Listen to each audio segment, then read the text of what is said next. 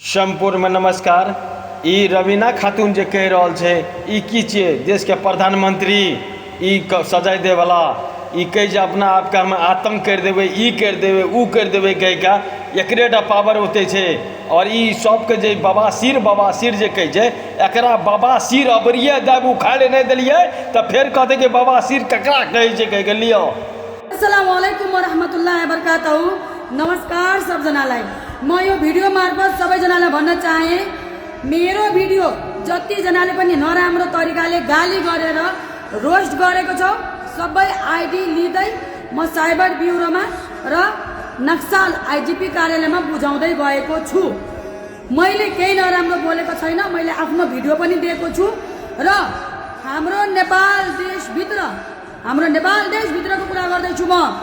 यदि Rohingya Muslim होस् या भुटानी शरणार्थी होस् या इन्डियनहरू होस्, कोही पनि अवैध रूपले बसेको छ भने, गैर कानुनी हिसाबले बसेको छ भने त्यसको छानबिन गर्ने हाम्रो नेपाल सरकारको र पुलिस प्रशासनको कानुनको हो।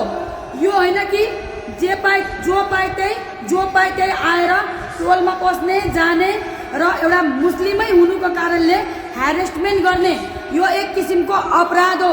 मैले जानेको, मैले बुझेको कुरा मैले भिडियो बनाएर अस्ति राखिदिएको थिएँ। कसैलाई पनि अधिकार छैन कसैको टोलमा पस्ने, कसैको घर घर जाने र उनलाई ह्यारेसमेन्ट गर्ने। यदि त्यो मान्छे अपराधी छ भने उनलाई कानुनको दायरामा ल्याउने नेपाल सरकारको काम हो। र एउटा कुरा, रोहिंग्या मुस्लिमको जुन कपनमा छ बस्ती, उनलाई बचाउने नेताहरू नै हुन् र युएन हो। यसको छानबिन पनि भइरहेछ राम्ररी र इधर कोही सङ्गठनहरू छ जो गलत कुराले अफवाह उडाइरहेछ, तिनीहरूमाथि पनि कानुन लाग्छ। त्यो कुराको पनि हामी छलफल गरिरहेछौँ। र मलाई गाली गर्ने जति मैले सबै भिडियो उठाउँदै रिपोर्ट गरेको छु। मलाई जताभावी नराम्रो गाली गर्नेहरू तिमीहरू कान खोलेर सुनिहाल, कोही पनि बस्दैनस्। यतिको दिन मैले चुप लागेर बसेको थिएँ र तिमीहरूलाई धम्की दिएको होइन। मेरो भिडियो सबले हेर्छ, पुलिस प्रशासन, साइबर ब्युरो, गृह मन्त्रालय, महिला तथा बालबालिका मन्त्रालय, कानुन मन्त्रालय सबैले मेरो भिडियो हेर्छ।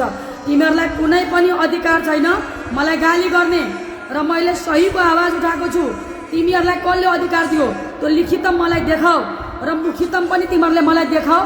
जो मान्छेहरू टोलमा पसेर नराम्रो गरेको छ उनीहरू आफै अपराधी हुन्।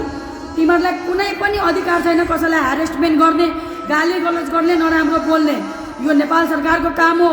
यदि कोही अवैध रूपले बसेको छ भने यो भिडियो मार्फत म अहिले पनि भन्न चाहन्छु, जो कोही पनि होस्, चाहे हिन्दू होस् या मुस्लिम होस् या क्रिस्चियन होस् या यहुदी होस्, चाहे जुनसुकै समुदायको होस्, या हाम्रो नेपाल देशभित्र अवैध रूपले बसेको छ भने उमाथि कानुनी कारबाही हुनुपर्छ, छानबिन हुनुपर्छ। त्यो नेपाल सरकारको काम हो। मैले अहिले पनि भनिरहेको छु। र मलाई गाली गर्नेहरू तिमीहरू सबैलाई मैले थ्रेटन दिँदैछु र वार्निङ पनि दिँदैछु। तिमीहरूको मैले ऋण खाएको छैन, जस्ट मैले बोलेको हो र बोल्न पाउँछु।